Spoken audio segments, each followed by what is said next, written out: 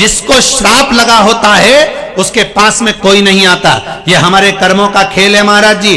आपके पास में धन होगा, दुनिया आपकी होगी। आपके पास में संपदा होगी, दुनिया आपकी होगी। आपके पास में वैभव होगा, दुनिया आपकी होगी। और जब आपकी दुख की घड़ी आएगी, जब आपकी तकलीफ की घड़ी आएगी, जब आपके जीवन में कष्ट आएगा, जब आपके जीवन में रोग आएगा, जब आपके जीवन में बीमारी आएगी, जब आपके जीवन में थोड़ा सा दुख तकलीफ आ गई, जो अपने थे वो भी साथ छोड़ देते, जो अपने थे वो भी साथ छोड़ देते। अभी अभी कोरोना महामारी में देखा होगा आपने, परिवार वालों को फोन करके बोला कि तुम्हारे दादाजी चले गए, अंतिम संस्कार करना है, तो परिवार वाले बोलते हैं कि तुम ही कर लो।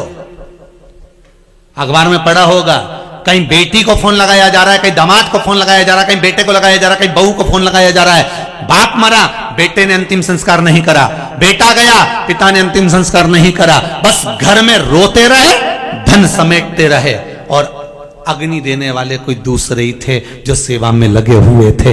इस भारत सरकार के जो लोग सेवा में लगे हुए थे, उन्हीं ने अंतिम संस्कार कर दिया, उन्हीं ने अग्नि दे दी, उन्हीं ने सब कर दिया, उन्हीं ने कर दिया।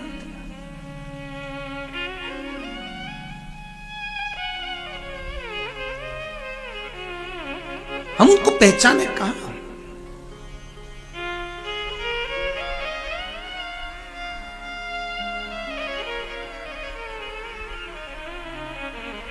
सेवा का सही उद्देश्य तो ये जो करते हैं इनसे पूछा जाए। हमें लगता है ये इस समाज के हैं, ये इस समाज, पर सेवा का सही उद्देश्य तो इनसे सीखा जाए कि सेवा किसको कहते हैं,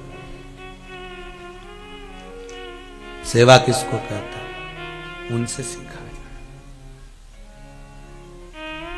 महाराज, जितनी जितनी नीचे नीचे जो लोग हैं, दिखता है कि ये अन्य समाज, नहीं नहीं, सेवा का प्रकल्प इनसे सीखिए, ये बता सकते हैं सेवा किसको कहते हैं।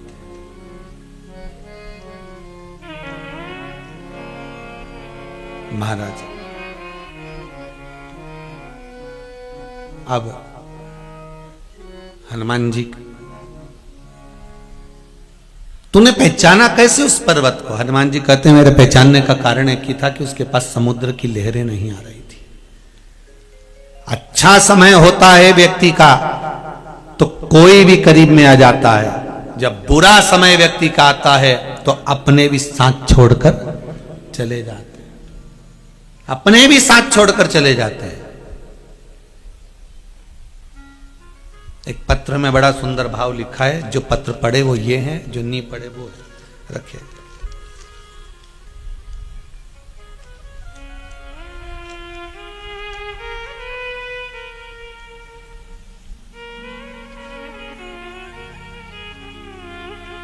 पुष्पलता प्रकाश बारंगे सारणी से हैं।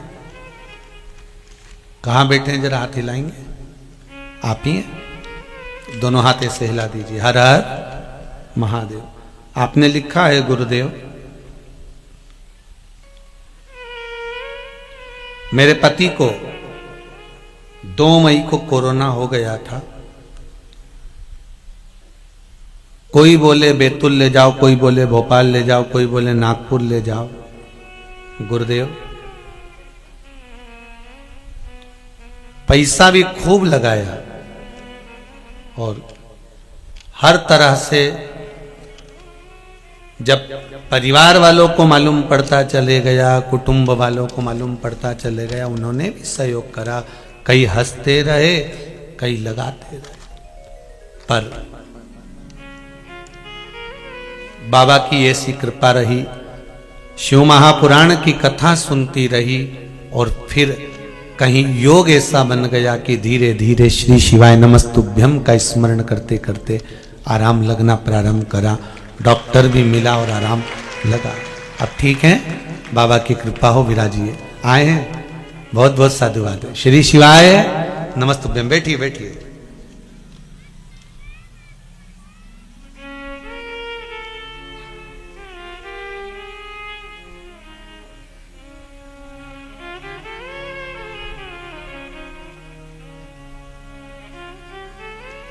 उन्होंने लिखा है, मेरी सारी बहनों का एक ही कहना था कि परिस्थिति कैसी भी हो पर परमात्मा से विश्वास मत टिकने देना। शिव महापुराण की कथा बार बार कहती है कि परमात्मा से भरोसा मत डिगने दो। आपको पहले भी कथा में कहा, चाहे टीवी के माध्यम से सुन रहे हो, फेसबुक यूट्यूब के माध्यम से सुन रहे हो, चाहे पंडाल में बैठकर कथा सुन रहे हो, अपने विश्वास को डोलने मत देना। दुनिया के लोग बहुत डिगाएंगे, कहां चक्कर में पड़े हो, कहां सियोर वाला महाराज के चक्कर में पड़े हो, कहीं उसको कुछ आए फालतू की बात करे वो तो व्यासपीठ पे बैठकर, फिर भी आप कह देना भले वो फालतू की बात करे पर एक बात तो कहता है ना कि शंकर पर विश्वास करो, वही काफी है, बस उतना ही बहुत है। करे वो फालतू की बात करे पर उनकी एक बात है कि विश्वास भगवान पर करो, विश्वास शंकर पर करना। संसार के लोगों पर विश्वास करोगे तो एक दिन नीचे चले जाओगे, और मेरे शिव पर विश्वास करोगे, राम और कृष्ण पर विश्वास करोगे तो परमात्मा के द्वार चले जाओगे। विश्वास पूर्ण होना चाहिए, भरोसा दृढ़ होना चाहिए। कहें लोग कहेंगे, खूब कहेंगे। दुनिया के लोगों के पास में एक ही काम बचा, बस कहीं ना कहीं बुराई छाटो, निकालो और बोलो, पर अपने को नहीं। अपने को शिव भजन करना है, अपने को राम भजन, कृष्ण भजन करना है, अपने को परमात्मा का स्मरण करना है। कहे तो आग लगे बस्ती में, जम के बोलो जरा अपन रहो मस्ती में, क्या किसको रोइए चादर तान के सोइए। अपने को नहीं मतलब किसी से कि वो क्या कर रहा है, क्या बोल रहा है, क्या करने वाला, नहीं नहीं, अपन मस्त। बोल हनुमान, तूने कैसे पहचाना? राम जी से हनुमान जी कह रहे हैं, उसके पास में समुद्र की लहरें नहीं आ रही थी, बस इससे पहचान गया। हाँ, व्यक्ति के घर में लोग, मेहमान, रिश्तेदार कब आते हैं? जब उसके पास में कुछ होता है।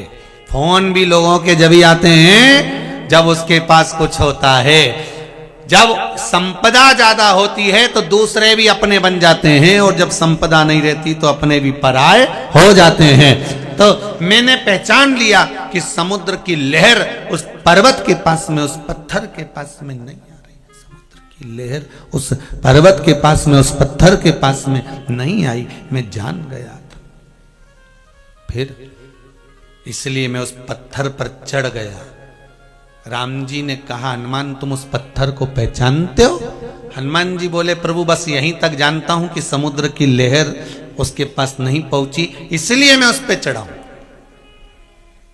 ओ, राम जी ने पूछा ऐसा क्यों करा? हनुमान जी बोले, आप ही ने तो कहा था कि मैं आया, बीच में मुझे निषाद मिला, एक केवट एक साइड में बैठा हुआ था, बाकी के सारे निषाद पास में खड़े हुए थे, सारे निषाद नजदीक में खड़े हुए थे, सारे केवट पास में थे। तो तुमने क्या करा प्रभु? आखिरी में जो बैठा हुआ था उसको बुलाया, एक केवट तुम आओ, राधे, एक केवट तुम आओ, एक केवट तुम पहुंचो। उस केवट को बुलाया, और केवट को जब बुलाया तो केवट आया। केवट ने एक ही बात की, मेरी नाव जो है नीचे से उसमें एक छेद हो गया है तो उसमें पानी भरा जाता है, मेरी नाव में बिठा लूं, बस एक काम करवा लो कि तुम पांव धुलवा लो। राम जी की ये बात हनुमान जी के मन में थी कि उनने भी एकांत में पड़े हुए उस केवट का उद्धार कर दिया था, तो क्यों ना मैं जाते जाते इस पत्थर का उद्धार कर जाऊं, इसलिए मैं उस पर चढ़ गया। तुम उस पत्थर को पहचानते हो? हनुमान जी ने कहा नहीं पहचानता था, पर पहचान गया क्योंकि समुद्र की लहरें नहीं आ रही थी उसके पास में, इसलिए मैं उस पर चढ़ गया था। जानते हो वो कौन है? राम जी ने जब पूछा, हनुमान ने कहा मैं नहीं जानता। राम जी ने उसी पल कहा, हनुमान वामन अवतार जब मैंने लिया था, मैं वामन अवतार लेकर जब राजा बलि के दरवाजे पर भिक्षा मांगने गया था, दरवाजे पर भिक्षा मांग रहा था, राजा बलि के द्वार पर मैं भिक्षा मांग रहा था। राजन भिक्षाम देहि, राजन भिक्षाम देहि। राजा बलि जो धर्मात्मा था राक्षस था, असुर, पर धर्म उसके भीतर था, क्योंकि प्रहलाद के वंश का था, इसलिए दान धर्म पुण्य करना जानता था। 98 यज्ञ राजा बलि कर चुका था, 99 वाला यज्ञ चल रहा था, और मैंने जाकर उसके दरवाजे पर भिक्षा मांगी थी। फिर वामन भगवान का रूप रखकर मैं गया था, भगवान राम कहते हैं मैं वामन भगवान बनकर गया था। फिर प्रभु क्या हुआ ये तो बताइए। तब भगवान कहते हैं जब मैं उसके यहाँ भिक्षा मांगने गया तब मैंने उसके द्वार पर जाकर आवाज लगाई, द्वारपालों ने जाकर राजा बलि से कहा, राजा बलि दौड़ के दरवाजे पर आया कि ब्राह्मण का बालक आया है, मैं उसको भिक्षा दे दूं। पर मैं जैसे ही दरवाजे पर पहुंचा तो वामन भगवान ने कहा राजन भिक्षा चाहिए। राजा बलि भिक्षा चाहिए। मैंने जब राजा बलि के दरवाजे पर आवाज लगाई भिक्षा मांगने के लिए, तब राजा बलि मुझसे कहते हैं प्रभु भिक्षा चाहिए, हाँ तो ले लो जो चाहिए आपको। भगवान बोलते हैं संकल्प छोड़ना पड़ेगा, संकल्प छोड़। फिर राजा बलि उस समय पर अपने बेटे को आवाज लगाए, जे जे बेटे को आवाज लगाई राजा बलि ने, जे जे। राजा बलि ने अपने पुत्र को आवाज लगाई, बेटा दौड़ कर आया, पिताजी बोलिए क्या बात है, क्या बात है बोलिए।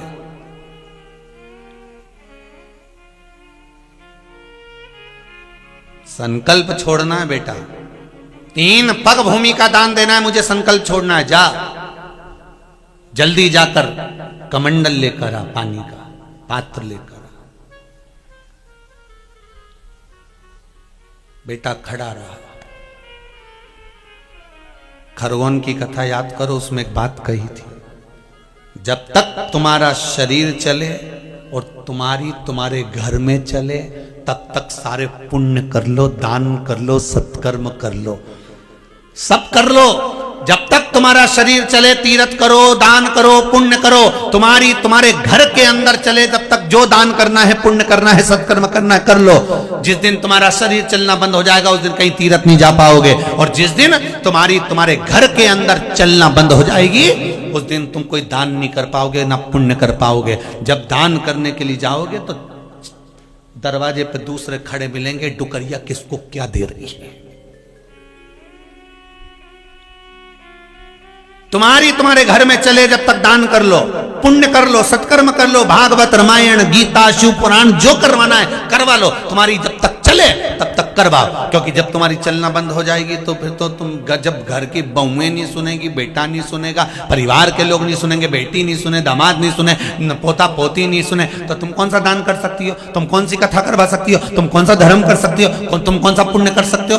जब तक तुम्हारा शरीर चले तब तक तीर्थ व्रत जो करना है और तुम्हारा घर में तुम्हारी चले जब तक दान पुण्य संकीर्तन सब कर लो, फिर नहीं हो सकता। बड़ा मुश्किल है महाराज, जब घर में जगदम्बा होना जाती है बड़ा मुश्किल है। फिर तो बहन बेटी को भी अगर एक साड़ी दे रहे हो ना तो उसका पूरा ध्यान रहता है, मम्मी कहां से आई ये वाली साड़ी, पूछ लेती है। जो तुमने जीजी को दी ये साड़ी कहां से आई थी, फिर मम्मी बोलती बेटा मैं मायके गई थी ना तो वहां से साड़ी मिली थी, मैंने संभाल के रख दी थी। अच्छा तो मेरे को तो कभी नहीं दिखाई, तुमने कभी मेरे को तो नहीं दिखाया। फिर माँ कहती है बेटा मैं भूल गई थी, बस जो माँ ने बोला भूल गई थी, सास ने जो बोला भूल गई थी, इतने में तो बहू का मुंह भगोना हो गया। अब क्या बोला,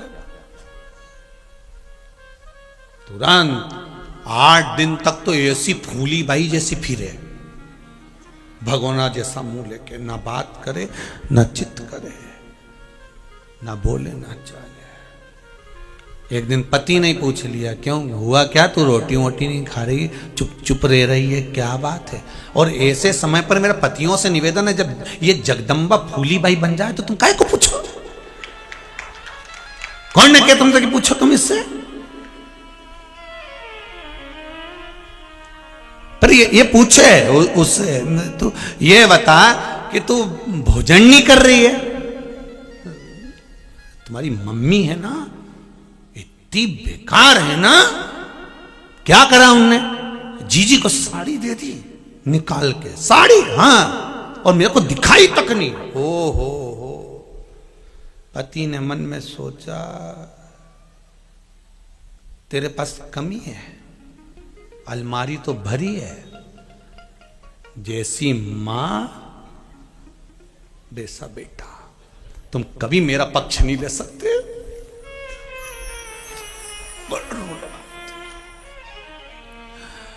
चार छह आंसू जो ढलाया, बापड़ा पत्थर जैसा था, मोम बन गया। जगदम्बा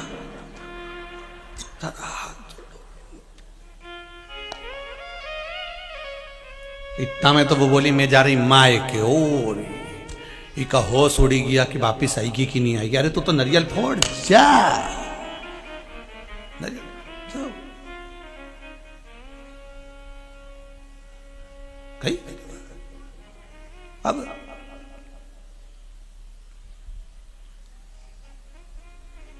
जब तक तुम्हारा शरीर चले और तुम्हारे घर में चले, तब तक सारे पुण्य दान सत्कर्म कर लो। महाराज राजा बलि अपने बेटे से कह रहा है जय जाओ, जल्दी से जाकर जल का पात्र लेकर आओ। बेटा नहीं गया, खड़ा खड़ा देखता रहा। क्यों? क्योंकि शुक्राचार्य जी ने कह दिया था, राजन ये जो दरवाजे पे खड़ा है ये बामन का छोरा नहीं, वो नारायण दरवाजे पर खड़ा है। अगर दान दे दिया तो सब कुछ चले जाएगा। बेटा नहीं हिला, बेटा खड़ा रहा। अब ईमानदारी से बोलो, जमीन किसकी थी? राजा बलि की कि राजा बलि के बेटे की? बोलते जाओ जरा। किसकी थी? राजा बलि के बेटे की? राजा बलि की। जायदाद किसकी थी? राजा बलि की।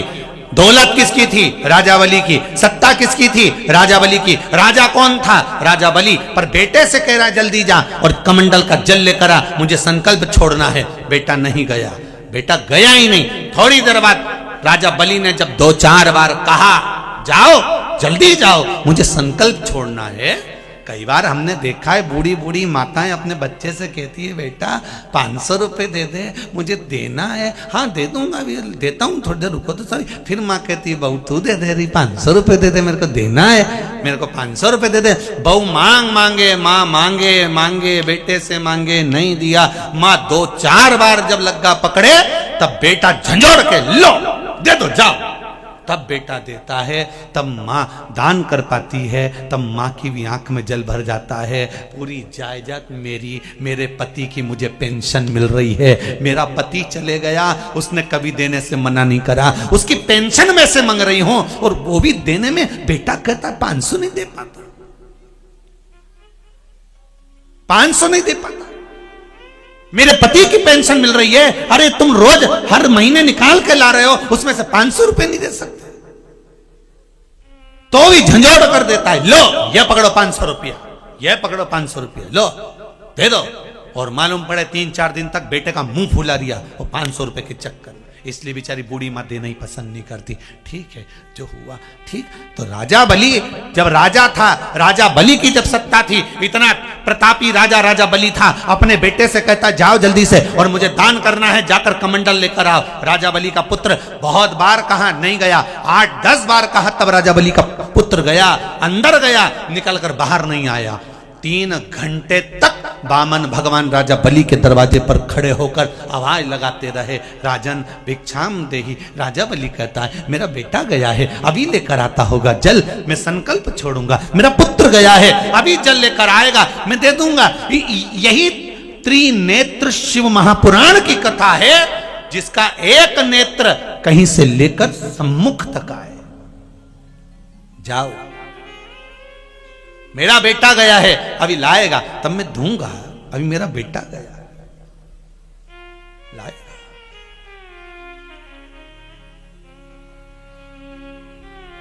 त्रिनेत्र शिव महापुराण की कथा कहती है कि ये शंकर का जो तीसरा नेत्र है, यही दर्शा रहे हैं मेरे राम की नेत्र की दृष्टि कहां कहां है,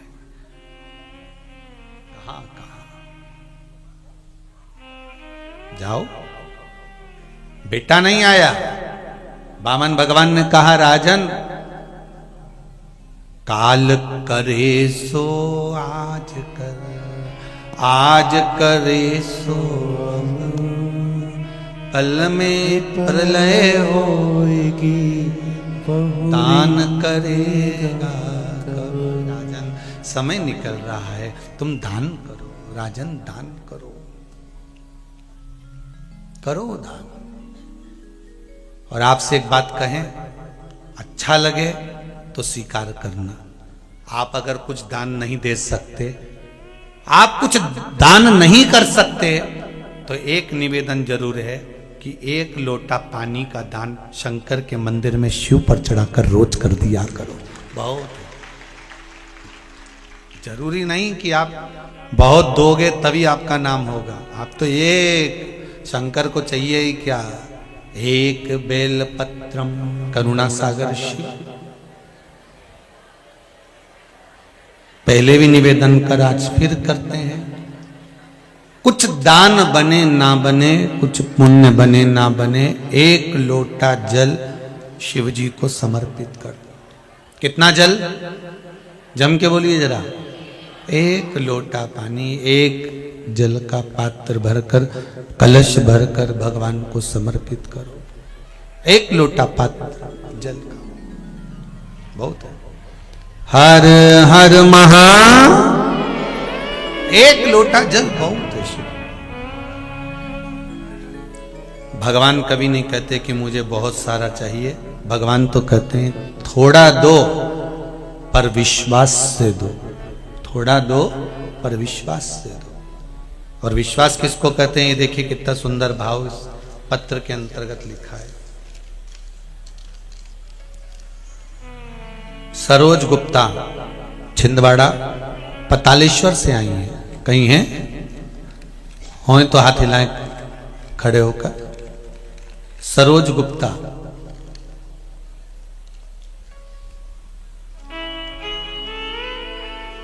इधर जेंट्सों में अगर कोई हो तो सरोज गुप्ता छिंदवाड़ा से, पतालेश्वर से, कहीं हो तो हाथ हिलाइएगा। इन्होंने लिखा है, गुरुजी मेरा बेटा भगवान को नहीं मानता था, पर देवाधिदेव महादेव की ऐसी कृपा हुई,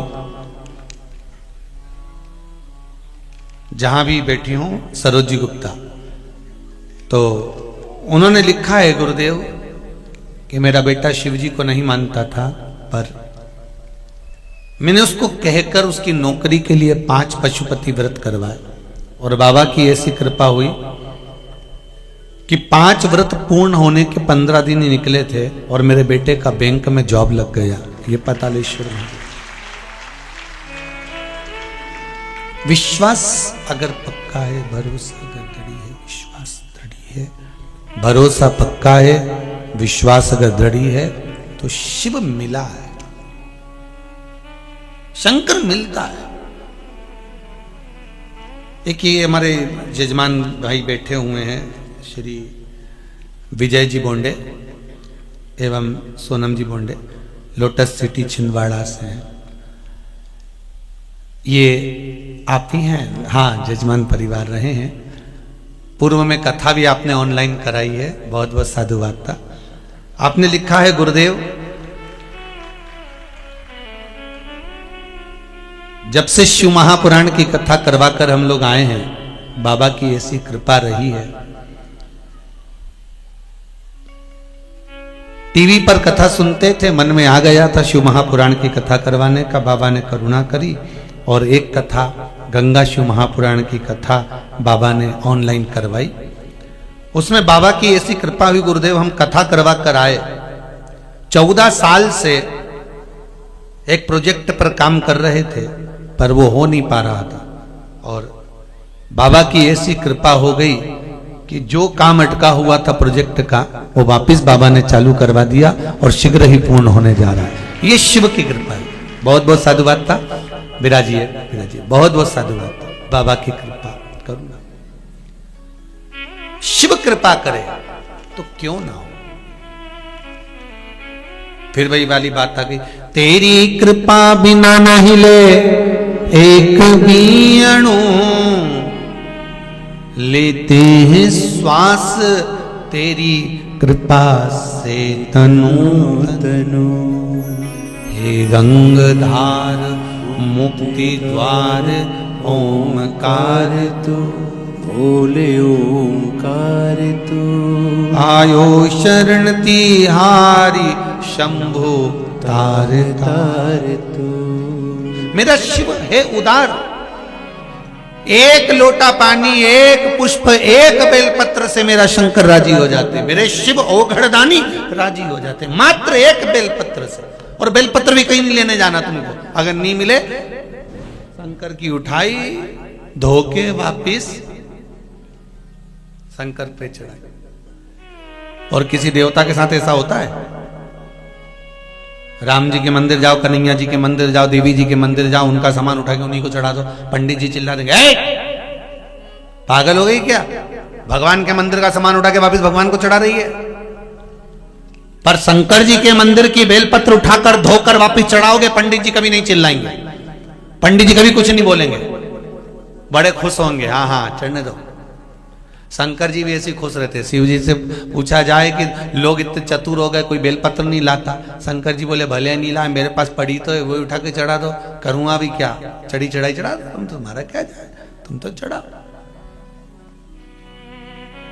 भोला जो होता है ना, एकदम भोला, वो मेरा शंकर है, एकदम भोला, उसे कोई मतलब नहीं तुम्हारे छल प्रपंच कपट से, उसको कोई मतलब नहीं कि तुम कितनी लड्डू ला रहे, कि इमरती ला रहे, कि भजिया ला रहे, कि पकोड़ा ला रहे। शंकर जी के नहीं भाई, शंकर जी के तो वो एक ही चीज, बेलपत्र चढ़ा दो, होए तो ठीक, नहीं तो एक लोटा पानी, और वो भी नहीं मिले तो 3 बार ताली, और वो भी नहीं मिले तो मुख से बम बम, और वो भी नहीं मिले तो शिखर का दर्शनम सर्व पाप नाशनम। और उतना भी नहीं हो सके तो शंकर जी के मंदिर के बाहर से निकल कर चले जाओ, उतने में भी शंकर जी देख लेंगे और कल्याण कर देंगे, बस बहुत है महाराज, उतना भी फल, प्रेशर बढ़ाए, उतना भी फल बहुत है महाराज, उतना भी सुख बहुत है। शंभु शरणे पड़ी मांगू घड़ी रे घड़ी, दुख कारो दया करी ने दर्शन आपो। महाराज बस कृपा शिव की चाहिए। भगवान कह रहे हैं, राम जी महाराज हनुमान से कह रहे हैं कि राजा बलि ने आवाज लगाई अपने बेटे को, बेटा नहीं आया, जो गया तो आया नहीं। भगवान कह रहे हैं, मैंने बारंबार कहा राजन दान दो, राजन दान दो, अगर दान नहीं दोगे तो समय निकल जाएगा, जल्दी करो। राजा बलि फिर आवाज लगाया, प्रभु ब्राह्मण हो आप, थोड़ा धैर्य तो रखो, मेरा बेटा आएगा, दान के लिए जल लेकर आएगा, जल लूंगा मैं हाथ में, संकल्प छोड़ दूंगा।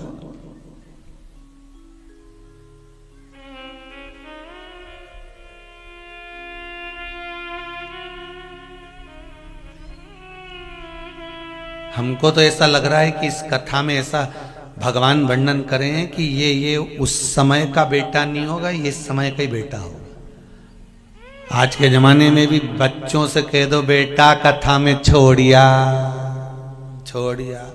आज की औलाद कुत्ते को घुमाना पसंद करती, पर डोकरा डोकरी को नहीं, कोई नहीं घुमाए तुम्हें बुढ़ा बुढ़ी को। आज की औलाद उनको क्या समझो, कम समझो, कोई नहीं घुमाए तुमको।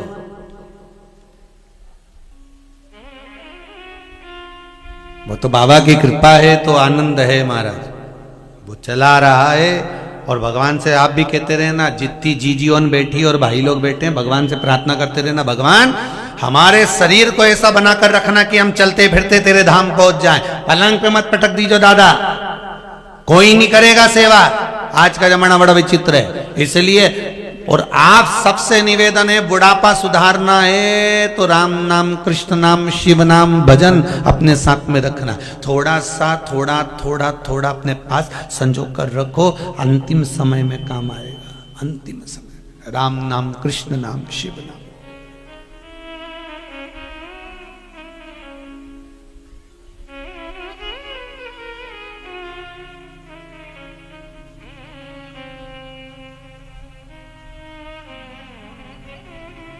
महाराज अंतिम समय में काम आया। नहीं आया बेटा, आखिरी में द्वारपाल को भेजा राजा बलि ने, जाकर कहिए पिता बुला रहे हैं। जल लेने गया है, ऐसा लग रहा है मुझे कि कमंडल कहीं खो गया होगा तो उसको ढूंढ के ला रहा।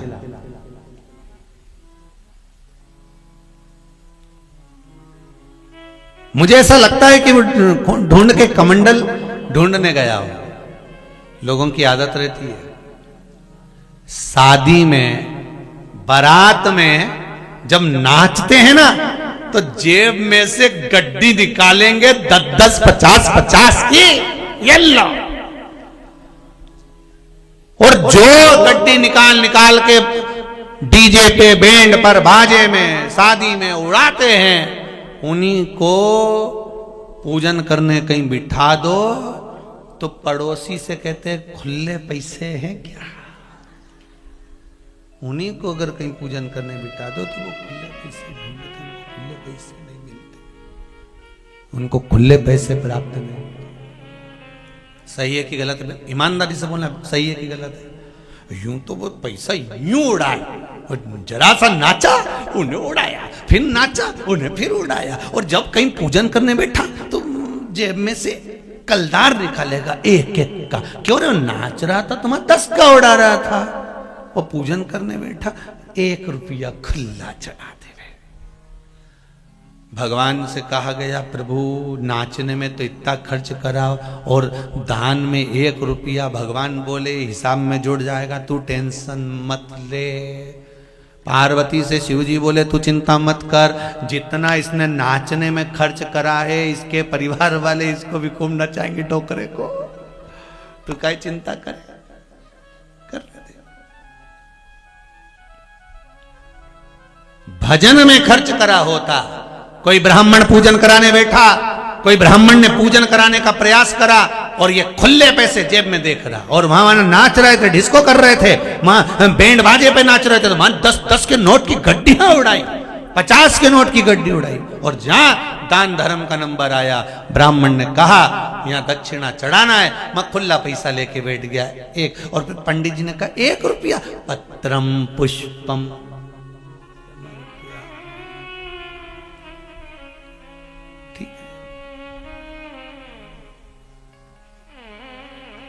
ब्राह्मण तो भी संतुष्टि है, ब्राह्मण तो भी संतुष्ट है, तो भी ब्राह्मण करा, कोई बात नहीं, पत्रम पुष्पम समर्पयामि, कोई दिक्कत नहीं है, चलेगा। भगवान को जो आप दे रहे हो, जैसा दे रहे हो वैसा आपको प्राप्त होना। इसलिए फिर निवेदन है, 1 लोटा पानी चढ़ाओ पर दिल से चढ़ाओ, 1 बेलपत्र चढ़ाओ पर दिल से चढ़ाओ, 1 पुष्प चढ़ाओ पर दिल से चढ़ाओ, 1 चावल का दाना चढ़ाओ पर दिल से चढ़ाओ। मन से चढ़ना चाहिए। भगवान को जो आप दो वो मन से दो, दिल से दो, हृदय से दो, चित्त वृत्ति से दो। भगवान नहीं कहता कि तुम यहाँ ढोंग कर देना या बहुता में देना और तुम्हारा हृदय, भगवान का दिल दुखा कर रहे। माता और पिता रूपी जो गुरु हैं ये बड़े विचित्र हैं। इन्होंने जिंदगी में केवल एक चीज सीखी है, देना। इन्होंने कभी लेना नहीं सीखा। आप किसी गुरु से अगर गुरु मंत्र भी लेते हो तो मिलने जाओगे तो उसको मिठाई का डब्बा दोगे, माला दोगे, श्रीफल दोगे, 150 रुपया उस गुरु जी को भी दोगे। पर माता और पिता रूपी जो गुरु होता है ना, वो एक गुरु ऐसा होता है कि वो आपसे कुछ नहीं लेता, बल्कि आखिरी तक अपनी श्वास जब तक चल रही है तब तक वो पलंग की गद्दे के नीचे से भी निकाल कर 50 रुपए 100 रुपए तुम्हें देता ही रहता है। वो माता पिता है, वो माता पिता रूपी गुरु है।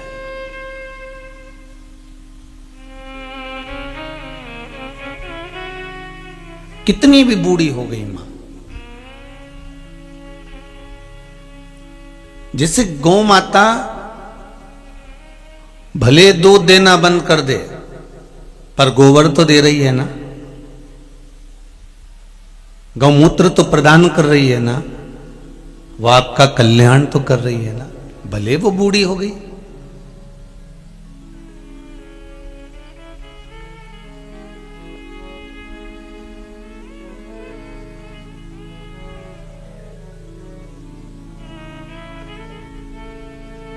भले वो बूढ़ी हो गई हो पर वो आपको कुछ तो दे रही है। माता पिता भले बूढ़े हो गए, माता पिता भले बुजुर्ग हो गए, वो भले आपके साथ दुकान पर नहीं बैठ सकते, जितना काम बहू कर सकती हो सकता है उतनी बूढ़ी माँ नहीं कर पाए, पर ये तो पक्का है ना कि वो आशीर्वाद हर पल देती रहती है कि मेरी बहू और मेरा बेटा आगे बढ़ता रहे। वो हर पल दे रही है, भले वो बुजुर्ग हो गए, भले वो बूढ़े हो गए।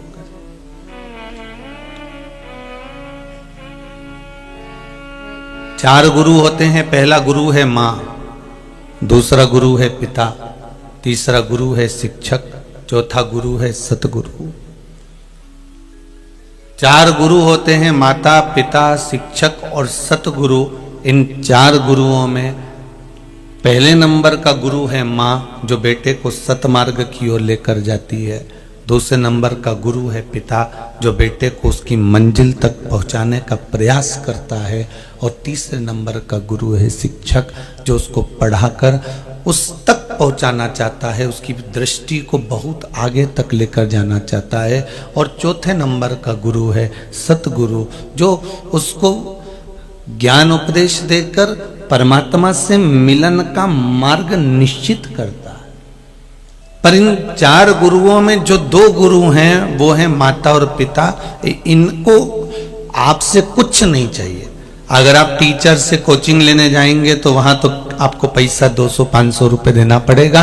पढ़ने स्कूल में जाएंगे तो वहां भी फीस जमा करना पड़ेगी। अगर आप कहीं जा रहे हैं तो 100-50 रुपए खर्च जरूर होगा। सतगुरु के पास में भी जा रहे हैं तो वहां पर भी आपको कुछ ना कुछ तो देना ही पड़ेगा। पर माता पिता रूपी गुरु एक ऐसे होते हैं जो देते हैं पर आपसे कभी कुछ नहीं लेते। लेना उनको आता ही नहीं है। अगर लेना आता होता तो शायद आपको जन्म ही नहीं देते।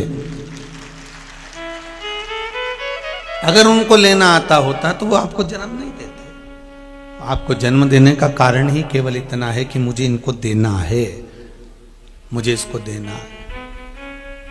आज भी कई माताओं के मन की एक बात आती है, कई पुरुष लोग आपस में बात कर लेते हैं। वो कहें कि घर में 2-3 बेटियां हैं, मेरे घर में बेटा नहीं है। अगर मेरे घर में बेटियां हैं तो क्या बेटा नहीं है तो क्या हुआ? नहीं नहीं, कोई उत्तराधिकारी तो होना चाहिए, घर संभालने वाला तो होना चाहिए। मतलब ये पक्का हो गया कि इसको हमको दे के जाना है।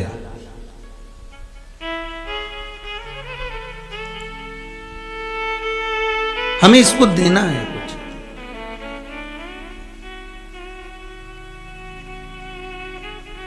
कोई उत्तराधिकारी चाहिए। माता पिता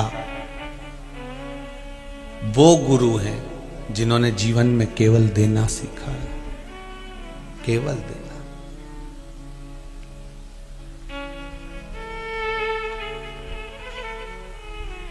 पर बच्चों का फर्ज है कि कभी जिंदगी में अगर मौका मिले माता पिता को अगर कुछ देने का अगर मौका मिले तो पीछे मत हटना। जब माता पिता को देना क्या है उसका भी एक अंदाजा लगा कर रखना। माता पिता कभी नहीं कहेंगे कि बेटा मुझे 100 रुपए दे कि 50 रुपए दे। अभी भी आप लोग छिंदवाड़ा से आए हो, कोई सालनी से आया है, कोई नागपुर से आया है, कोई बैतूल से आया है, कोई आमला से आया हुआ है। सब अपनी अपनी जगह से ना जाने कहाँ कहाँ से आप लोग आए हुए हो।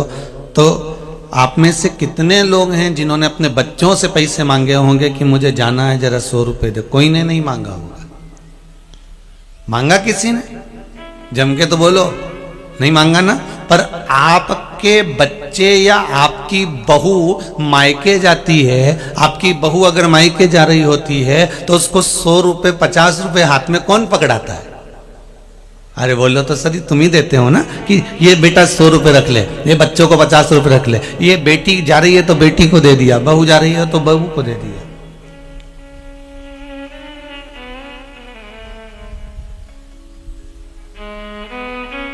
ये 100 रुपए, ये 50 रुपए आप रख लीजिए। अब जैसा फर्ज आपका है कि आप बहू जा रही होती है या बेटा जा रहा होता है, बाहर कहीं जा रहे होते हैं तो 100-50 रुपए आप देते हो, तो इतनी बुद्धि, इतना विवेक तो बच्चों में भी होना चाहिए कि हमारी मम्मी कथा सुनने जा रही है, इतनी दूर जाएगी, ले मम्मी ये आई, ले 100 रुपए ले और जा तू तो कथा सुनने के लिए नवे गांव जा। वो भी तो 100 रुपए दे सकता था, वो भी तो 50 रुपए दे सकता था, वो भी तो कुछ प्रदान कर सकता था, पर नहीं।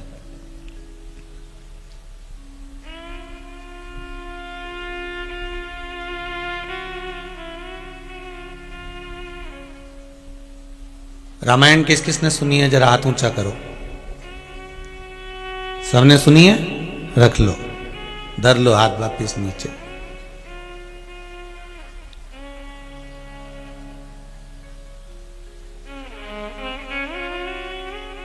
पूरी रामायण में एक जगह ऐसी है, पूरी रामचरितमानस में दशरथ जी ने राम जी को वन भेजा, कैकेयी माता ने राम जी को वन भेजा, राम जी वन चले गए। जनक जी ने अपनी बेटी को समझाया, बेटी समझ गई।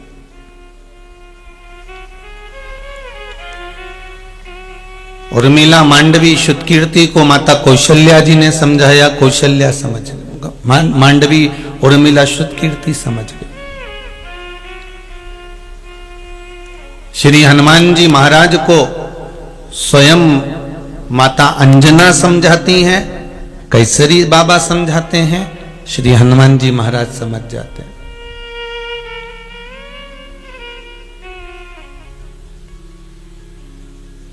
पर पूरी रामचरितमानस में एक स्थान ऐसा आता है, एक जगह ऐसी आती है कि उस स्थान पर हनुमान जी सारी जगह छोड़कर उस पर्वत पर चढ़कर उस पे लात रखकर वो पर्वत पर अपना पांव रखकर फिर लंका की ओर जाते हैं, और पर्वत पर जैसे ही पांव रखा वो पर्वत जमीन में चला जाता है, पाताल में चला जाता है। सुना है कि नहीं सुना?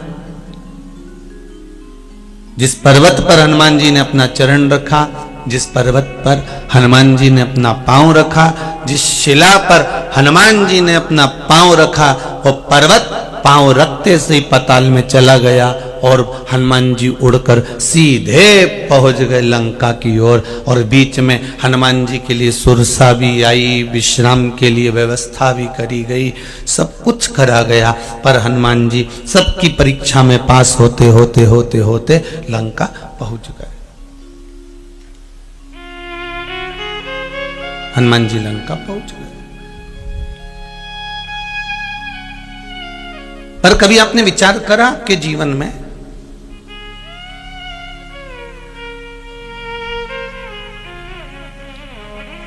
कभी अपनी दृष्टि से देखा आपने? ये त्रिनेत्र शिव महापुराण की कथा चल रही है, इसमें 3 नेत्रों का व्याख्यान वर्णन है। 3 नेत्रों से आप ध्यान रखिएगा। रामचरितमानस तो अपन ने पढ़ी, ध्यान भी करा, स्मरण भी करा, सब कुछ पढ़ा। राम जी का चरित्र भी पढ़ा, माता कौशल्या का चरित्र भी पढ़ा, श्री दशरथ बाबा का चरित्र भी पढ़ा, लंकाधिपति रावण का चरित्र भी पढ़ा, सब कुछ हमने ज्ञात किया। पर कभी हमारे मन में यह प्रश्न खड़ा हुआ कि श्री हनुमान जी महाराज सारी जगह को छोड़कर उस पर्वत पर चढ़े, एक पत्थर के ऊपर चढ़े, उस पत्थर पर चढ़कर हनुमान जी महाराज जो ऊपर की ओर उड़े और पत्थर पाताल में चला गया, वो पत्थर था कौन जो पाताल के अंदर घुस गया, पाताल के अंदर चले गया?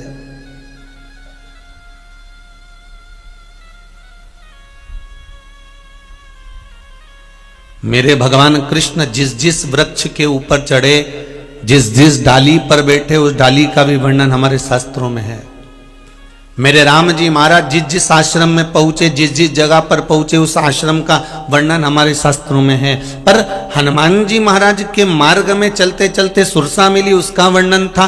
कोई पर्वत विश्राम के लिए आया, उसका भी वर्णन था। लंका में पहुंचे, लंकनी मिली, उसका भी वर्णन था। विभीषण का घर मिला, उसका भी वर्णन था। पर हनुमान जी महाराज जिस पत्थर पर चढ़े और जिस पत्थर पर हनुमान जी ने अपना पांव रखा और वो पत्थर पाताल में चले गया, आखिर वो पत्थर था कौन जिस पर हनुमान जी सब जगह छोड़कर उसी पत्थर पर क्यों चढ़े? वही पत्थर क्यों मिला?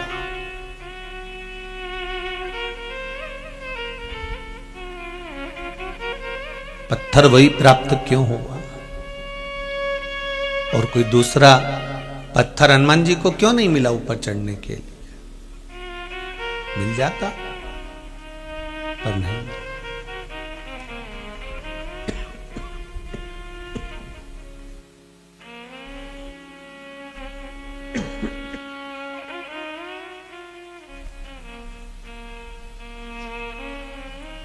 और श्री हनुमान जी महाराज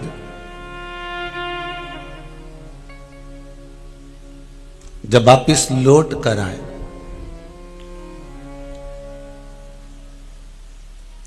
तब मेरे राघव जी ने हनुमान जी से कहा,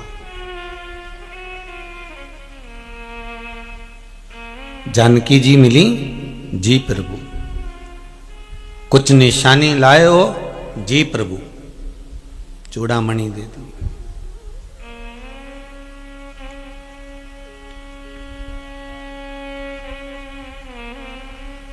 राम जी ने कहा, हनुमान तुमको मालूम है कि तुम कौन हो? आपको मालूम है आप कौन है?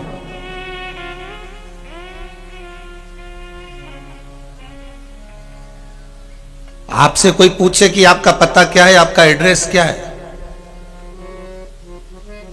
आपसे कोई पूछेगा आप कहां से आए हो, तो आप अपना एड्रेस बता सकते हो कि हम बैतूल से आए, हम छिंदवाड़ा से आए, हम यहां से आए, हम वहां से आए, आप कह सकते हो।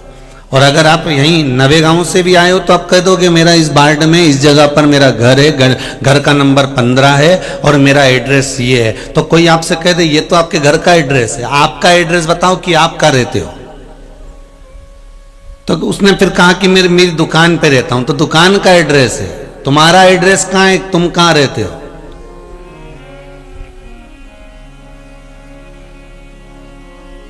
जिस घर में तुम रह रहे हो वो घर का एड्रेस है, जिस दुकान पर तुम बैठे हो वो दुकान का एड्रेस है। तुम्हारा खुद का एड्रेस कहां है, तुम्हारे खुद का पता कहां है? तुम तो खुद लापता हो। जिसका पता नहीं वो लापता। कोई तुमसे पूछे कि तुम्हारा पता कहां है, तो फिर तुम कह सकते हो मेरा पता केवल एक ही जगह पर है, वो है भगवान के चरणारविंद, शंकर के चरणों के अंदर मेरा पता है, उसके सिवा मैं कहीं नहीं रहता। मैं राम कथा में, मैं कृष्ण कथा में, मैं शिव कथा में रहता हूं। जैसे श्री हनुमान जी महाराज से जब राम जी राजा बने सब प्रसन्न दिख रहे थे। सुग्रीव प्रसन्न थे, विभीषण प्रसन्न थे, राम जी प्रसन्न थे। तो माता सीता जी ने पूछ लिया कि ये केवट इसलिए प्रसन्न है क्योंकि निषादों का राजा बन गया, सुग्रीव इसलिए प्रसन्न है क्योंकि किष्किंधा का राजा बन गया, विभीषण इसलिए प्रसन्न है क्योंकि लंका का राजा बन गया, आप इसलिए प्रसन्न हो कि आप अयोध्या के राजा बन गए। पर हनुमान क्यों नाच रहा है? हनुमान को क्या मिल गया जो इतना प्रसन्न होकर नाच रहा है? तब हनुमान जी को बुलाया गया। माता जानकी जी ने पूछा, हनुमान तुझे कौन सी जगह का राज्य मिला है जो तू इतना प्रसन्न होकर नाच रहा है? हनुमान कहते हैं, मां मुझे राघव जी के चरणारविंद का राज्य मिला है, इसलिए मैं प्रसन्न होकर नाच रहा हूं। मुझे राम के चरण मिले हैं, मुझे राघव के चरण मिले।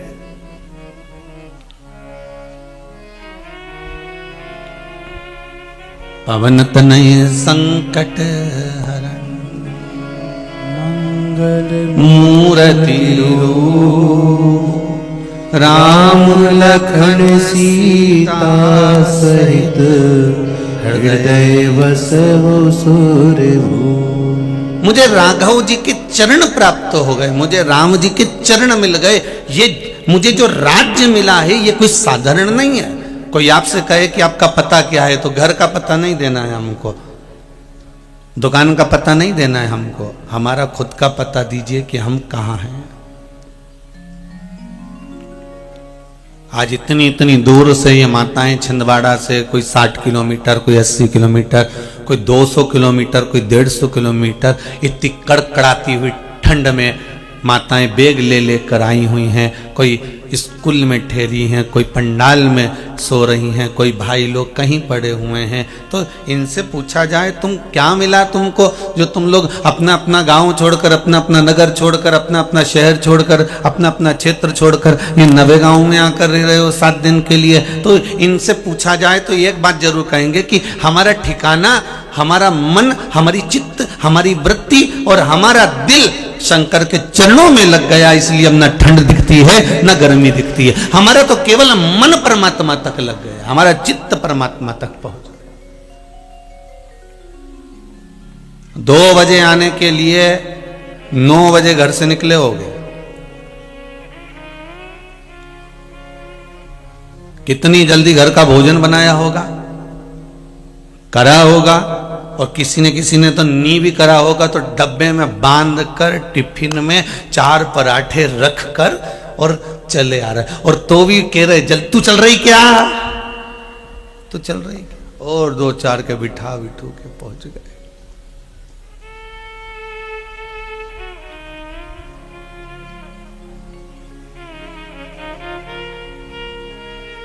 ये चित्त, ये मन, ये हृदय शिव में लगा दिया।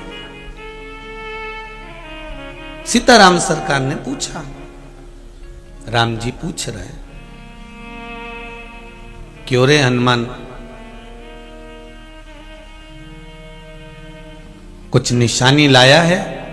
ये चूड़ामणि लाया हूं। अच्छा हनुमान, तुम शिव के अवतार हो, तुम्हें मालूम है?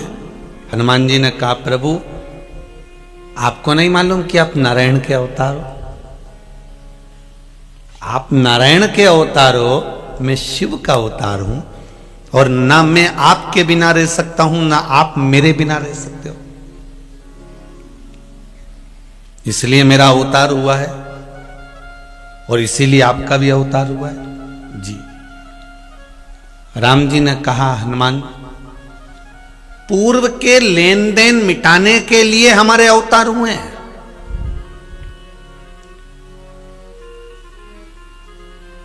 हमारे पुराने जो लेन देन है ना, उसको मिटाने के लिए हमारा यह अवतार हुआ है।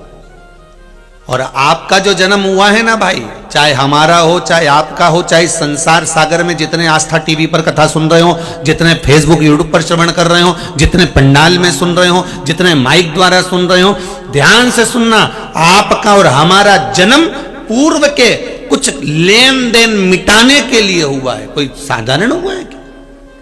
पुराना लेन देन मिटाना है हमको। अच्छी खासी चलती हुई दुकान में कहीं का व्यक्ति ऐसा आ जाएगा, कोई व्यक्ति, कोई मित्र, कोई सखा, कोई रिश्तेदार, कोई नातेदार, कोई कुटुंबी, कोई कबीले वाला ऐसा मिल जाएगा जिससे तुमसे उधार मांग लेगा। भैया दे दोगे क्या 50,000 रुपए, दे दोगे क्या 5,000 रुपए? हाँ हाँ ले ले, अभी दे देना, मैं बस 15 दिन में पैसे वापिस कर दूंगा। और जो खाया आज तक नहीं आया। अब पत्नी कह रही अपने पति से, और दे दो, जाओ, खूब तुम नेता बनते हो ना देने के लिए, जाओ दे दो, तुम तो खूब दानदाता बनते हो तुम तो। अब पत्नी कह रही है, अब पति भी मन में सोचे, अब करूं क्या, तुम बता करूं क्या? नहीं तुम तो दो, तुम तो दिए जाओ। अब जरा विचार करिए,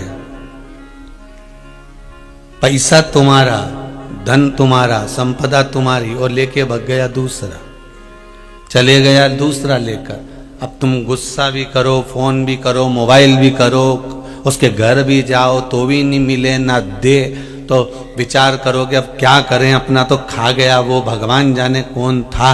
पर अब अंदाजा लगाना कि ये अपन इसको पहचानते नहीं, जानते नहीं, व्यापार में मिला था, व्यवसाय में मिला था, आया और लेकर चले गया। कभी कभी अपने रिश्तेदार लेकर चले जाते हैं। तो सोचो कि आखिर ये क्यों खाया, इसी ने क्यों पैसा लिया, इसी ने उधार क्यों लिया, यही क्यों लेकर गया। तो समझ में आ जाएगा कि पूर्व में हमने इसका खाया होगा, इसलिए आज ये हमारे पास आकर हमारा खाकर चले गया। पूर्व का कर्म का भोग, ये आज का नहीं। मत बुरे कर्म कर बंदे, वरना पछताएगा। भगवान की आंखों से तू बच नहीं पाएगा, तू बच नहीं पाएगा। हरे ओ अज्ञानी मत करना नादानी। बचना मुश्किल है उस परमात्मा की दृष्टि से। हमारे भले 2 नेत्र हो 3 नेत्र हो, पर मेरे परमात्मा के तो हजारों नेत्र हैं साहब, जिनसे वो देखता रहता है हमारे कर्मों को, और उन कर्मों के अनुसार हमें फल प्रदान करता, उस कर्म के अनुसार हमें भोगना पड़ता। पत्नी मिली है कर्म के अनुसार, और जीजियों आप भी ध्यान रखना, पति मिला है कर्म के अनुसार, ससुराल मिला है कर्म के अनुसार, बहू मिली है कर्म के अनुसार, सास मिली है कर्म के अनुसार। जैसा तुमने पूर्व में करा होगा, अगर किसी गाय को 1 रोटी दी होगी, उसको सहलाया होगा, उसकी सेवा करी होगी, तो बहू वही गाय बनकर आती है, तुम्हारी सेवा करती है। किसी गाय को डंडा मारा होगा, दरवाजे से धक्का देकर भगाया होगा, चिल्लाकर भगाया होगा, पानी डालकर भगाया होगा, डंडा मारकर भगाया होगा, तो बहू भी ऐसी जगदम्बा मिली है, बहू भी कम मिली। कर्मों का लेख है, उसको तो भोगना है, वो कोई टाल नहीं सकता।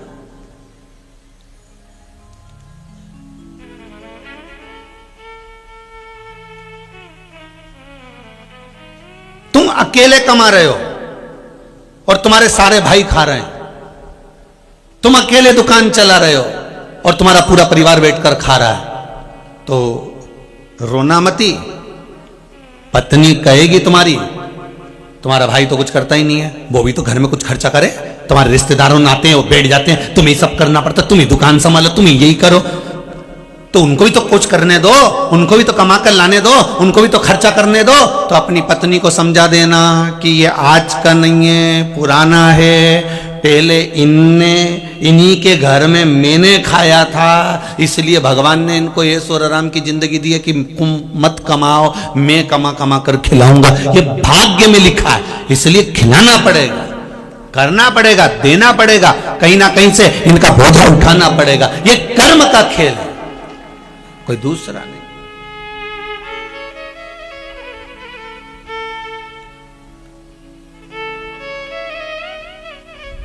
जब किसी व्यक्ति की हॉस्पिटल में भर्ती होने के बाद छुट्टी होती है, तो उसको दवाई गोली देकर विदा करते कि नहीं करते? बोलो जरा जम के बोलो, करते हैं कि बिना दवाई गोली के भेज देते हैं? जब हॉस्पिटल में पड़ा था, बीमार पड़ा हुआ था, हॉस्पिटल में एडमिट था, एडमिट होने वाला व्यक्ति जब हॉस्पिटल से वापस अपने घर जाता है, तो उसके साथ थोड़ी ना थोड़ी दवाई बांध कर दे दी जाती है। दवाई क्यों देते हैं? भैया ये दवाई टाइम पे खाना, अगर टाइम पे नहीं खाओगे तो वापस हॉस्पिटल आना पड़ जाएगा, अगर समय पे नहीं लोगे तो वापस तुम्हें भर्ती होना पड़ जाएगा। ये दवाई लो, इसको घर पर जाकर खाना, सुबह की ये, शाम की ये, दोपहर की ये, 2 ढक्कन ये पी लेना, 1 ढक्कन ये पी लेना, और दवाई दे दी, खांसी की ने, खुल्ला की ने, साफ दवाई ले लुआ के तुम अपने अपने घर चले गए। अब समय पर अगर तुमने दवाई नहीं ली तो वापस हॉस्पिटल जाना पड़ जाएगा। नरकों का भोग भोग रहे थे, हॉस्पिटल में पड़े हुए थे, कर्म का भोग ऊपर जाकर भोग रहे थे। भगवान से कहा अब मेरी छुट्टी कर दीजिए, अब मैं घर जाना चाहता हूं। भगवान ने कहा दवाई खाना पड़ेगी तो क्या खाने को तैयार हूं। भगवान ने कहा तो जन्म दे दो इसको वापिस पृथ्वी पर, मृत्यु लोक में वापिस जन्म दे दिया, और मृत्यु लोक में आए तो फिर वही सुख दुख, दुख सुख, वही दवाई रोज सुबह दोपहर शाम खाने को मिल रही है। कोई ने अपशब्द कह दिया, कोई ने ताने दे दिए, कोई ने गालियां दे दी, कोई ने कुछ कह दिया, कोई पैसा खाकर भग गया, तुम्हारे कहीं व्यापार घाटा लग गया, कहीं कुछ लग गया। ये कर्मों का भोग है जो मनुष्य को भोगना पड़ेगा।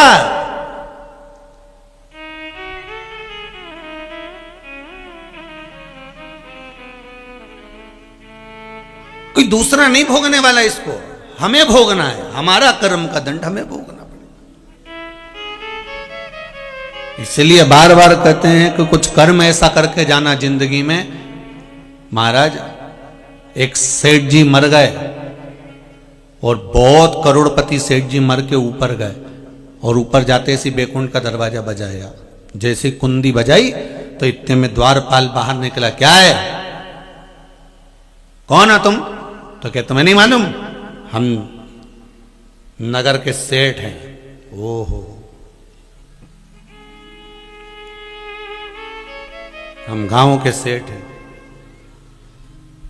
तो तुम्हें नहीं मालूम हम करोड़पति हैं? इतने में यमराज के दूत बोले, अरे ओ करोड़पति होगा नीचे का, यहाँ तो सब रोड़पति होते हैं, यहाँ कोई करोड़पति नहीं चलते। तुम्हें नहीं मालूम हम करोड़पति हैं? इतने में यमदूतों ने कहा फालतू की बात मत करो, ये बताओ दरवाजा क्यों बजाया? बैकुंठ का दरवाजा है, यहाँ लिखा है बैकुंठ द्वार, तो हमको अंदर जाने दो। इतने में यमदूतों ने कहा एक बात बता कि तू बैकुंठ का दरवाजा बजा रहा है अंदर जाने के लिए, तूने कोई पुण्य मुण्य करा, थोड़ा दान वान करा, थोड़ा सत्कर्म करा? अगर तूने पुण्य करा होता तो तुझे बैकुंठ का दरवाजा खुला मिलता, दरवाजा बजाने की जरूरत नहीं पड़ती कि दरवाजा बजाऊंगा तब अंदर जाऊंगा। तेरे पुण्य अच्छे नहीं होंगे इसलिए शायद तुझे अंदर जाने के लिए दरवाजा बंद मिला है। दरवाजा बार बार मत बजा, भगवान नारायण अंदर सो रहे हैं, बड़बड़ मत कर। कुछ दान पुण्य करा तूने जिंदगी में, भजन कीर्तन करा तूने जिंदगी में? इतने में उसने कहा क्यों नहीं करा? करा। एक बार मैं अपनी पत्नी के साथ मंदिर गया था तो एक भिखारी आया, फिर मैंने उसको 5 रुपए दिए थे।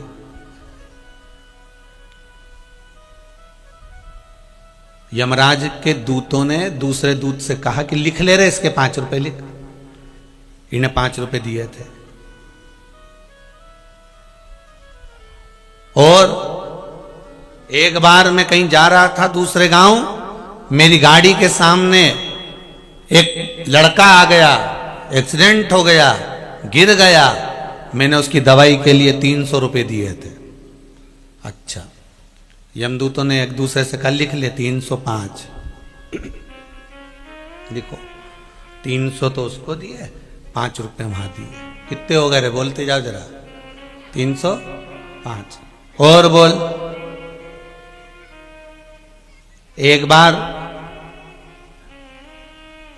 मेरी चाबी गाड़ी की नली में गिर गई थी, गटर में चली गई थी, नाली में। फिर मैंने किसी छोरे को बुलाया, वो में से चाबी निकलवाई, उसके मैंने 3 रुपए दिए थे। कितने हो गए? 308।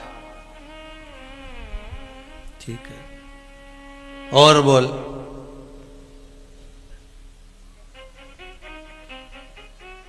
और बोल। एक बार मैं खाना खा रहा था, कहीं जाते जाते रास्ते में मेरी पुड़िया रखी थी, उसमें से गिलेरी लेके भग गई। भगवान ने कहा ठीक है, लिख लो लिख लो, लिखो इसका।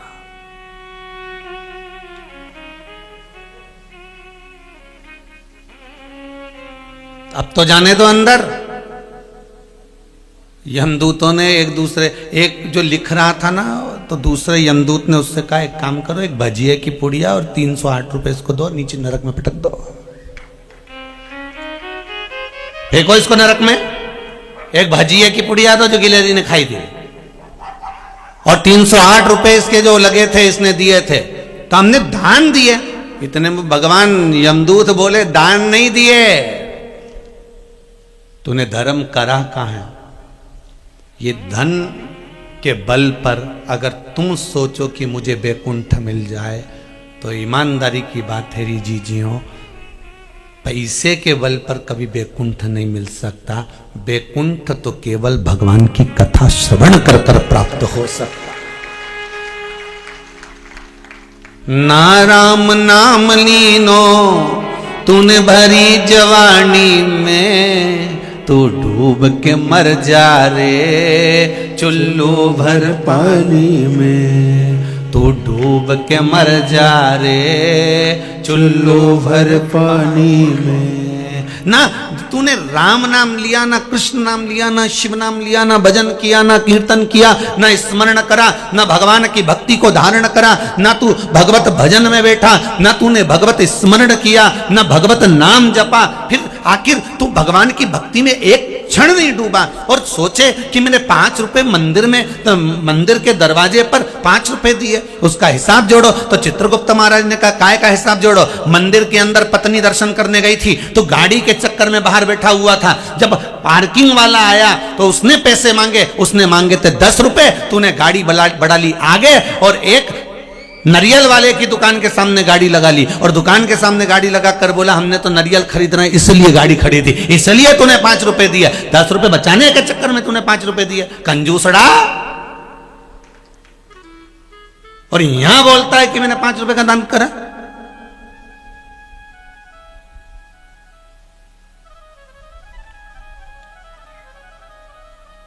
ये दुनिया में ऐसे ना जाने कितना कंजूसड़ा होन पड़ा हुआ है। जोड़ जोड़ जोड़ जोड़ जोड़, आखिरी में यही छोड़ चले जा। और फिर इतना बड़ा फोटो टेबल पे रख देंगे और प्लास्टिक के फूल की माला पहना देंगे, इतना बड़ा फोटो। और फिर कंडा जला जला के घी और शक्कर की धुनी दे देंगे, धूप। घी और शक्कर इसलिए छोड़ेंगे कि जब भगवान ने दिया था तो घी नहीं खा पाया, भगवान ने दिया था तो शक्कर नहीं खा पाया क्योंकि शुगर हो गई थी, और घी इसलिए नहीं खाया कि बीपी हो गया था। तो घर के लोग कहेंगे अब घी शक्कर ही छोड़ दो, बीपी और शुगर में गया है, छोड़ो।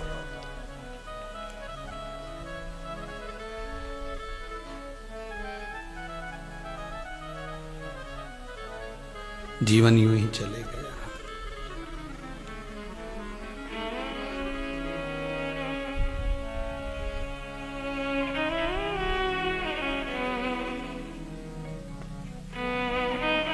महाराज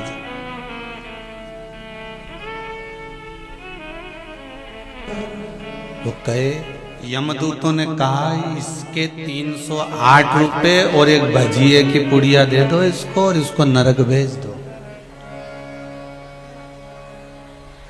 कुछ काम नहीं आने वाला। जो भजन किया है, कीर्तन किया है, नाम जाप किया है, नाम स्मरण किया है, वो काम आए,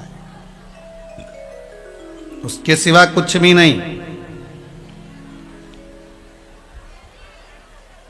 छोटा सा तू कितने बड़े अरमान हैं तेरे,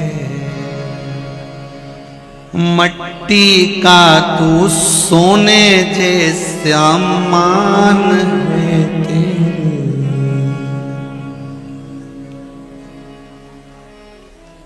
कुछ भी नहीं पड़ा। यमदूतों ने कहा आपने कोई भगवान का भजन करा है?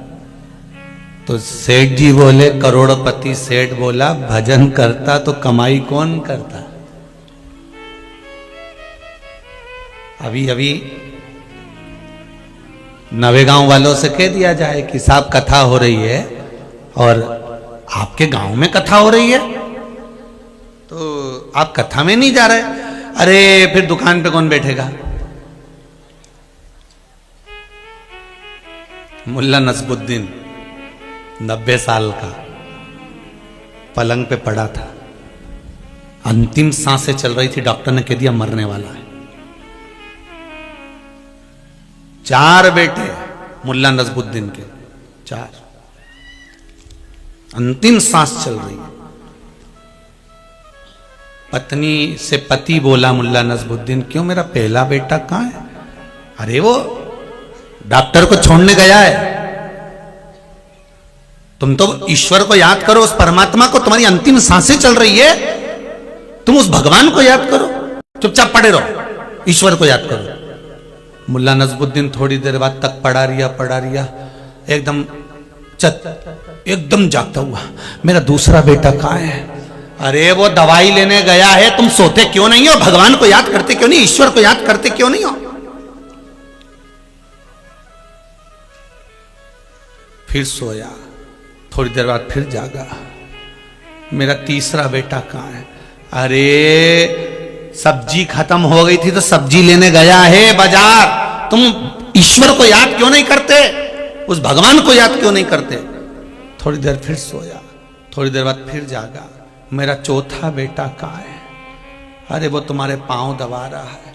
इतने में मुल्ला नसबुद्दीन गुस्से में बोला, चारों की चारों यहीं मर रहे हैं, फिर दुकान पे कौन बैठा है? दुकान पे मरने जा रहा है, अंतिम सांसें चल रही है, और आखिरी में याद क्या आ रही है? वो दुकान। फिर भगवान भी क्या गलती करे, भगवान के इसको दुकान की ज्यादा याद बनी रहती है, एक काम करो इससे दुकान नहीं छूटी थी, इसको दुकान की दीवार पे छिपकली बना के चिपका दो, अगला जन्म इसका छिपकली का दे दो, या फिर इसको मेंढक बना दो, दुकान के अंदर छुप के बैठा रहेगा कहीं, चूहा बना दो, काकरोच बना दो, छूट नहीं था। क्यों साहब, मैं करोड़पति, तो कह दिया एक भजिए की पुड़िया दे दो और 308 रुपए देना, इसको भगाओ यहां से नरक की ओर भेजो। ये मत सोचना कि धन के बल पे बैकुंठ मिलता होगा, पैसे के बल पर कभी बैकुंठ नहीं मिलता, बैकुंठ हमेशा भजन के बल पर मिलता है, आपके स्मरण के बल पर मिलता है। कितना नाम जपा, कितना कीर्तन किया, कितना स्मरण करा आपने, कितना भगवान की भक्ति को भजा आपने, बैकुंठ उसके बल पर मिलता है।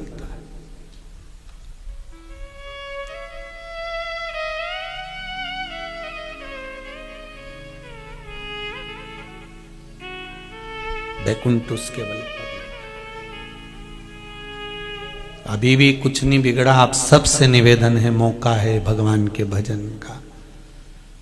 टीवी के माध्यम से जितने सुन रहे हैं उनको तो मौका भगवान दे ही रहा है, जितने आस्था चैनल के माध्यम से, जितने फेसबुक यूट्यूब के माध्यम से कथा को सुन रहे हैं, उनको तो मैं बार बार धन्यवाद और नमन करता हूं आपके विश्वास को कि आप लगातार शिव महापुराण की कथा सुन रहे हो, कि आपको साधुवाद का। जितने आस्था चैनल के माध्यम से, जितने फेसबुक और यूट्यूब के माध्यम से कथा सुन रहे हो, आप सबको बारंबार नमन करता हूं, आपके विश्वास और आपकी श्रद्धा को नमन करता हूं। और इतना विश्वास आपने भगवान से जोड़ लिया शिव महापुराण के माध्यम से, इतना विश्वास जुड़ गया आपका कि आप टीवी के सामने बैठकर कथा सुनकर भी आप जो व्रत करते हो, जो साधना करते हो, ये इन पत्रों में लिखा है कि हम टीवी के माध्यम से कथा सुने और हमने ये करा और हमको लाभ मिला। ना हम आपसे मिले, ना आप हमसे मिले, और भगवान की भक्ति में ऐसे जुड़ गए कि बाबा ने आपको अपने चरणों में लगा लिया। यही तो चाहिए, यही चाहिए। शिवजी भगवान राम करें हनुमान जी से, आप जानते हो आप कौन हो? हनुमान जी ने कहा शंकर का अवतार, आप नारायण का अवतार। पर हमारा अवतार क्यों हुआ है कि पूर्व के कर्म को हमें भोगना है, इसलिए हमारा अवतार हुआ। पूर्व के कर्म को हमें भोगना।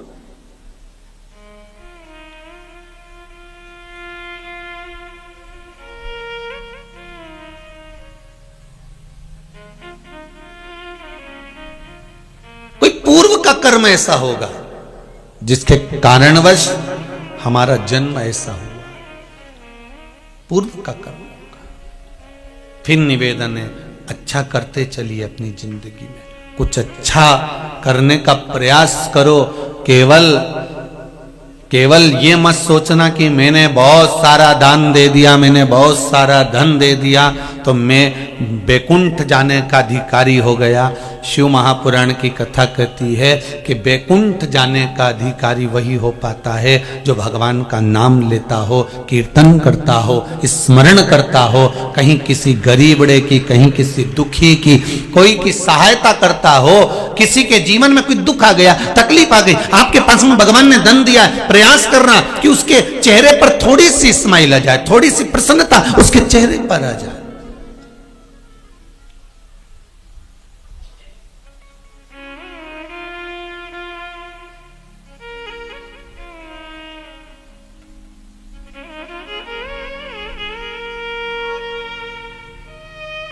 प्रयास करना कि उसके चेहरे पर थोड़ी सी प्रसन्नता का भाव प्रकट हो जाए।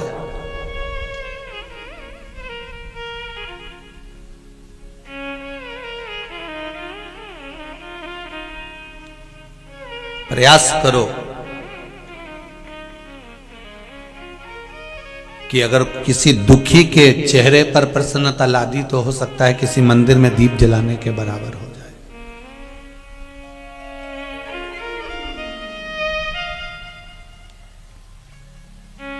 दीप जलाने के बराबर हो जाएगा अगर किसी के चेहरे पर प्रसन्नता आ गई। कुछ थोड़ा सा अच्छा करने का प्रयास करो, ध्यान दीजिएगा।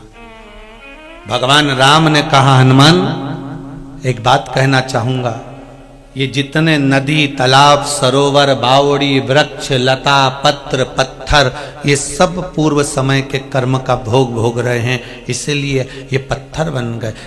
शिव महापुराण कहती है, गरुड़ पुराण कहती है, 20 लाख योनि, 84 लाख योनियों में 20 लाख योनि तो इन पेड़ पौधे की है। ये भी तो कर्म का भोग भोग रहा है। कितना दुख सहन कर रहे होंगे। ठंड में पेड़ खड़े के खड़े हैं, कोई उनकी पत्ती नोच रहा है, कोई फल नोच रहा है, उसमें केरी लग गई तो पत्थर मारे जा रहे हैं। पत्थर पड़ रहे हैं।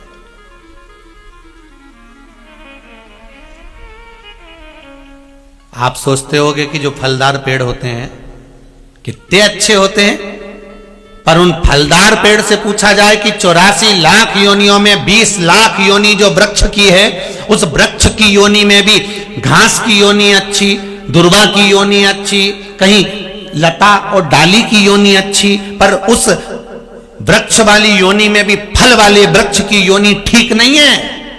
क्यों?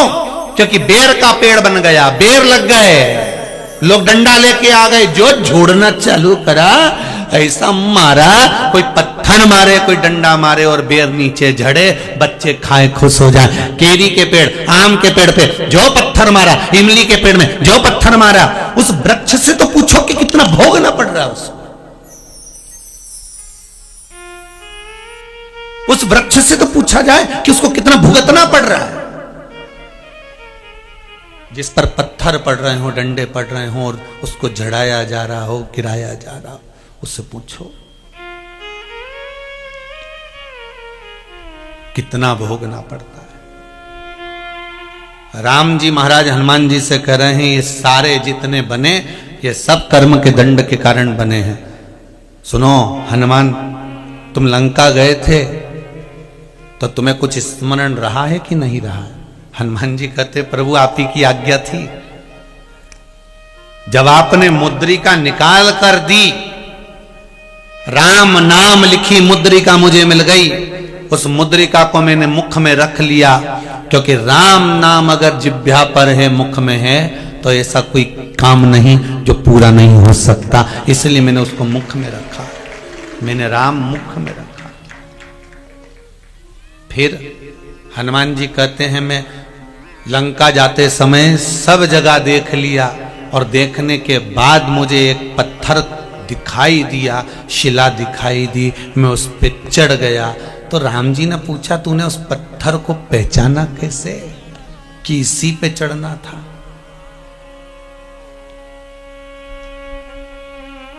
तूने पहचाना कैसे उस पत्थर को?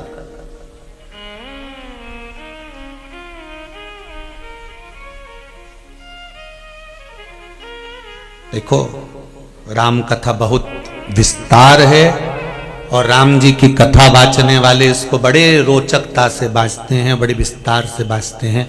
हमको तो थोड़ी बहुत जो बाबा ने, भोलेनाथ जी ने तीसरे नेत्र की कथा में दे दी है, वही आपको बता रहे हैं। बाकी के राम कथा बांचने वाले बहुत सुंदर भाव से इसको व्यक्त करते हैं। हाँ, एक बार अगर मौका मिलेगा तो जैसे यहां चल रही है त्रिनेत्र शिव महापुराण की कथा, वैष्णव शिव महापुराण की कथा हुई, अहिल्याबाई शिव महापुराण की कथा हुई, आगे चलकर कभी योग बनेगा तो श्री राम शिव महापुराण की कथा भी बांचेंगे, प्रयास करेंगे पूरा। कोई पुराने गुण तत्वों को लेते हुए, जैसे शिव महापुराण के अंतर्गत त्रिनेत्र के भावों से जो लिया गया है वो आपको सामने प्रस्तुत कर रहे हैं। जो लिया इस त्रिनेत्र शिव महापुराण से, जो ग्रहण किया वो आपके सामने। राम जी हनुमान जी से कह रहे हैं, तूने उस पत्थर को कैसे पहचाना? जिस पत्थर पर तू चढ़ा था, उस पत्थर को कैसे जाना है तू?